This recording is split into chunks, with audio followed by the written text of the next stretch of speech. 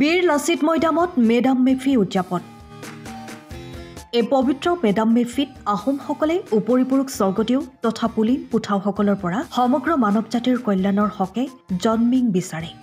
সদূৰ ম্যং মাওলুঙৰ পৰা 1228 খ্ৰীষ্টাব্দত পাটকাই পৰ্বতৰ পৰা হৈ মিউংডুন চিউনখাম অৰ্থাৎ সোণালী শস্যৰ দেশ অসমত তাওলুং চুকাফাৰ নেতৃত্বত অহা আহোমসকলে তেওঁলোকৰ লগত বিশাল সংস্কৃতি, ধৰ্মীয় পৰম্পৰা, ৰীতি নীতি লৈ আহিছিল।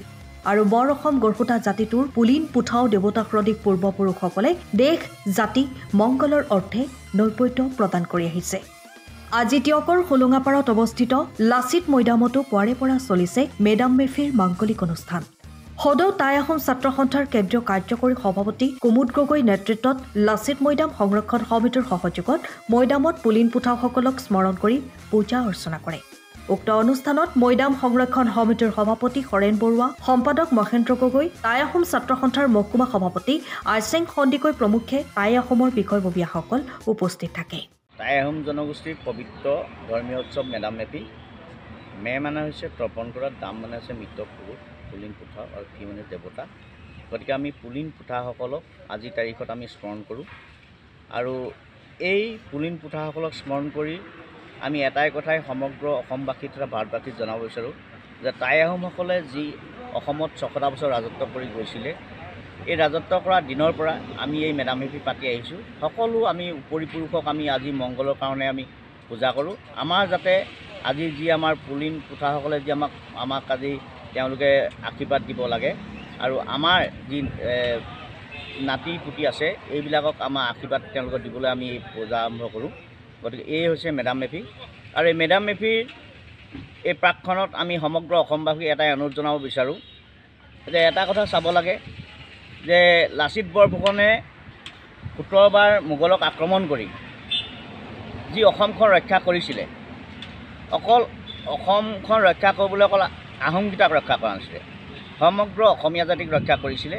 গতিকে মেডাম মেফিত সমগ্ৰ অসমবাসী ওলাই আহিব লাগে আৰু তেওঁলোকে এই মেডাম মেফি ভাগত অংশগ্ৰহণ কৰিব লাগে। আৰু মেডাম মেফিত যি অংশগ্ৰহণ কৰি আমাৰ যি আমি পুলিন পুঠাক আমি যি পূজা কৰোঁ, সেই পুলিন পুঠাসকলৰ পূজা তেওঁলোকেও কৰিব লাগে বুলি আমি ভাবোঁ। তেতিয়াহে এই মংগল হ'ব। আজিৰ তাৰিখত দেখিছে সাম্প্ৰতিক সময়ত অসমখন স্পৰ্শকাতৰ। গতিকে সকলো ক্ষেত্ৰতে আপোনালোক চাওক, ধৰ্মৰ ক্ষেত্ৰত হৈছে বিবিচাৰ, আপোনাৰ সকলো ক্ষেত্ৰতে, ভাষাৰ ক্ষেত্ৰত। গতিকে অসমীয়া সমাজ ব্যৱস্থাত যদি আমি আজিৰ তাৰিখত সুচাৰুৰূপে অংশগ্ৰহণ নকৰোঁ, অসমীয়া জাতি কিন্তু আজিৰ তাৰিখত জীয়াই নাথাকিব। গতিকে মই ভাবোঁ মেডাম মেফিৰ এই পাকখনত সমগ্ৰ অসমবাসীক অনুৰোধ জনাওঁ যে সামগ্ৰিক প্ৰেক্ষাপটত আপোনালোকে অসমৰ অসমীয়াৰ ক্ষেত্ৰত আগবাঢ়ি আহক আৰু অসমৰ অসমীয়াই যিবিলাক কাৰ্য কৰে সকলো ক্ষেত্ৰতে সহায় সহযোগ কৰক। আমাৰ প্ৰথম কাৰ্যসূচী হ'ল আমাৰ মৈদাম তৰ্পণ। তাৰ পাছতে আমাৰ ছাত্ৰ ছাত্ৰীসকলৰ যি চিত্ৰাংকন প্ৰতিযোগিতা, কুইজ প্ৰতিযোগিতা এইবিলাক হ'ল।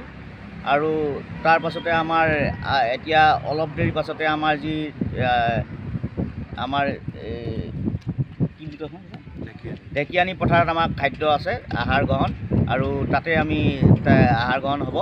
গতিকে এইবিলাক কাৰ্যসূচী আমাৰ হৈছে। 20 জানুৱাৰী তাৰিখটো মেডাম মেফি হিচাপে পালন কৰা হৈ আহিছে।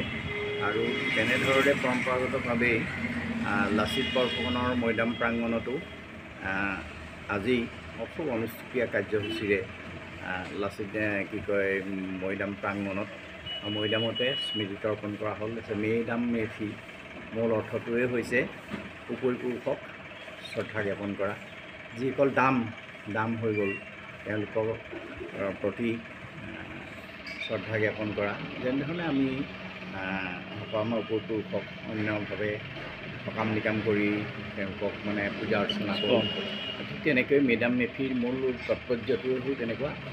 মানে তেওঁলোকৰ পৰা যিখিনি পৰগামী হৈ গ'ল উপৰিপুৰুষক, তেখেতসকলক শ্ৰদ্ধা জ্ঞাপন কৰি স্মৃতি তৰ্পণ কৰা বহুত অনুষ্ঠুপীয়াকৈ যিহেতু কৰা হ'ল। যিহেতু আমাৰ মৈদামৰ সম্পূৰ্ণ যিহেতু প্ৰতি বছৰে আমি মৈদামতে বুলি নহয়, লাচিত দিৱসটো মেইনলি মৈদামত কৰোঁ, বাকী অন্যান্য স্থানত কৰা হয় বেলেগ বেলেগ জেগাত। আজিও ঠিক তেনেধৰণেই আমাৰ একে সংৰক্ষণ সমিতিৰ তৰফৰ পৰাই ইয়াত উৎসৰ্গা কৰা হোৱাৰ পিছত বিভিন্ন স্থানীয় ব্যক্তি, সংৰক্ষণ সমিতি সকলোৰে সহযোগত মেডাম মেফি তাত উদযাপন কৰা হ'ল। আৰু ইয়াত অনুষ্ঠিত এইকাৰণে হ'ল যে ইয়াৰ পিছতে টাই কৃষ্টি শিক্ষা বিকাশ কেন্দ্ৰত অলপমান ইয়াতকৈ অলপ বহলকৈ এই একেখিনি ব্যক্তিয়েই তাত অনুষ্ঠিত কৰিব। টিয়কৰ পৰা বিৰাজ Bora report time of Assam.